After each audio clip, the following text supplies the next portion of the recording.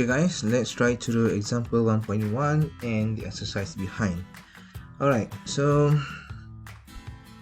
the question is represent the following in polar form. So let's look at number 1. You have z equal to 2 plus 2j. Okay, so again, to represent it in polar form, we need two things. The first one is a modulus and the second one is its argument. So the way to find modulus, r equal to the square root of 2 squared plus 2 squared, and this will give us set of 8. Okay, you can just leave it like this, or you can answer it using decimal, but it is advisable to just leave it like this so that you can bring everything for the conclusion later. Okay, if you put a decimal, sometimes we will leave behind, maybe we just take 2 or 3 decimal, right? So for the argument, tan -1, so b is 2, a is also 2, so it is equal to 45 degree. So always make a habit of checking whether this argument is in the right place or not. So you'll see that a, which is the x-axis, is at a positive value. B is also actually y-axis is also at a positive value. So we can imagine that it is the line, or the location should be at the first quadrant, right? So first quadrant is actually between 0 to 90. So it is 45, so logic. So you can actually proceed with the answer, which is z equal to sert 8 cos 45 degree plus j sine 45 degree. Alright, so that is for the first one. Let's look at the second one. Okay, number 2, z equal to 5 minus 12j. Alright, as usual, let's look for the modulus. We have the square root of 5 squared plus negative 12 squared. So you should get square root of 169, which will give us 13. Okay, so for the modulus, for the argument, sorry, the -1, we have -12 over 5, right? And we get -67.38. Again, let's check where this is actually the location of this complex number. So a is at a positive x-axis and y is at a negative x-axis. So basically, the location is at the fourth quadrant. So now you go way around more than 270 degree, right? If you look at the chart, right, it go all the way around, because this is the fourth quadrant. It means that it go all around 270 and more, so it cannot be just this value. So even more, it is negative, so usually it is not, but we want to know where is it actually. So we have 1, 2, 3, 4 and 5, and we have 1, 2, 3, 4, 5, 6, 7, 8, 9, 10, 11 and 12. So this is -12, so it should be around this area maybe, right? So this is where the line should be, right? And as you can see, this whole area is 90 degree, right? Half of it is 45, and as you can see, this line is actually more than half from the x-axis here. so it is more than 45 basically. So this 67 should be at this area. So this is where 67.38 should be.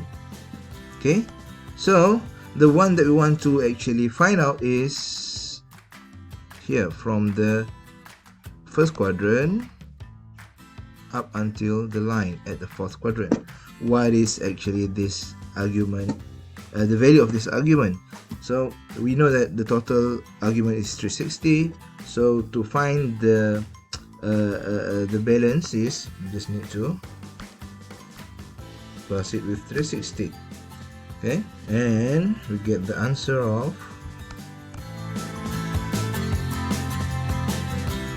292.61. So this is its argument, and let's wrap it up. Z equal to 13, right?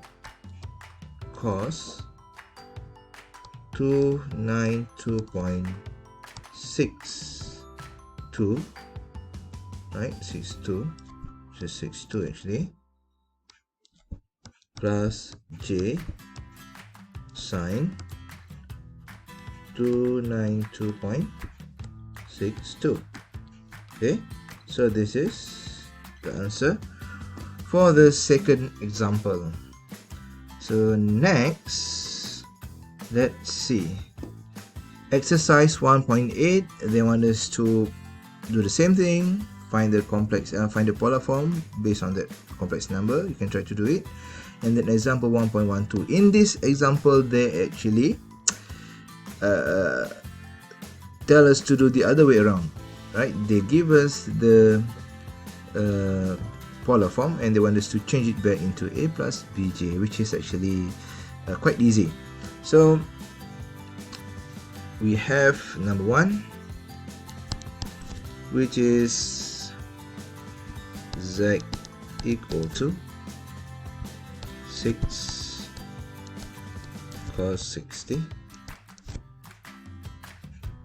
plus j sine 60, right? We know before that in our previous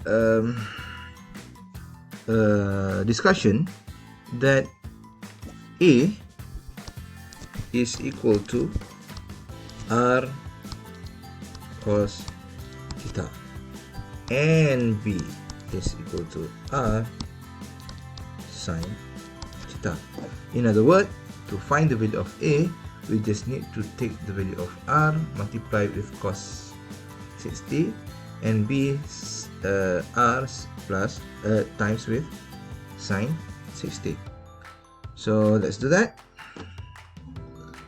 So for a, it is actually 6 cos 60, that will give us 3, and for b, it is actually 6 sine 60, which will give us 5.2. Please note that if you are using the ES version of calculator, Casio calculator, they might give you in the form of fraction, which is set 3 over 2, which is also can be accepted. So either way, it is actually quite okay. Okay, if you are using just a MS version, it will give you a decimal in decimal places. So you just proceed with it. So z equal to a, which is 3, plus b, which is 5.2j. This is the answer for the first one. And let's look at the second one, which is we have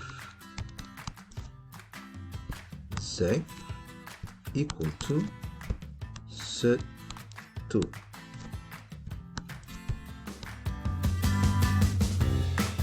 cos 135 degree plus j sine 135 degree. Right? Why don't we just multiply it, right? And you should get z equals to -1 plus 1j. Or -1 plus j. -1 plus j, right? So this is for the second one. Okay. The next question exercise, you can try to do it by yourself. So for this one, they want us to, okay, they now tell us to on the theorem how to calculate if you encounter with the multiplication of polar form and the division of polar form, and you can compare this later with what we have done before. It become quite easy. Okay, so to multiply it, right, to multiply the both of the polar form, it simply means that you multiply both r and sum both arguments for cos and sine. As for division, you'll just divide both r and subtract the two arguments. So let's do the exercise, right? Now let's look at the exercise 1.110. So for the first question, okay, we have z1 times z2. So to multiply, again, we are going to multiply the r. So 4 times 5. 4 times 5. And then we are going to sum between the two arguments, which is 60 and 135. So 60 plus 135, right, degree, and plus j, right, j here, sine 60 plus 135 degree. Okay, so what will it be? And you should get 20 cos 195 plus j sine 195, right? If you can see the answer here, actually they change it into the actual form. That you can do that by just by multiplying r with cos and sine like we did before. Let's look at the second question, right, which is to divide. So z1 over z2, right? And based on the theorem, to divide z1 and z2, we need to divide r1 and r2 and actually subtract between the two argument. So let's do that. We have 4 over 5, and then cos 60 degree minus 135 degree plus j sine 60 minus 135. Okay, let's calculate it. So it is actually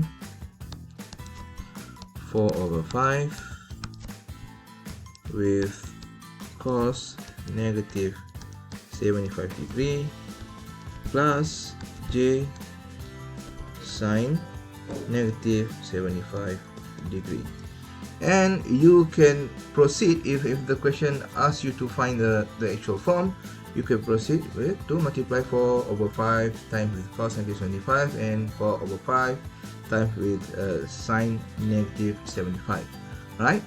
So that is for the polar form. In the next video, we're going to talk about exponential form. Thank you.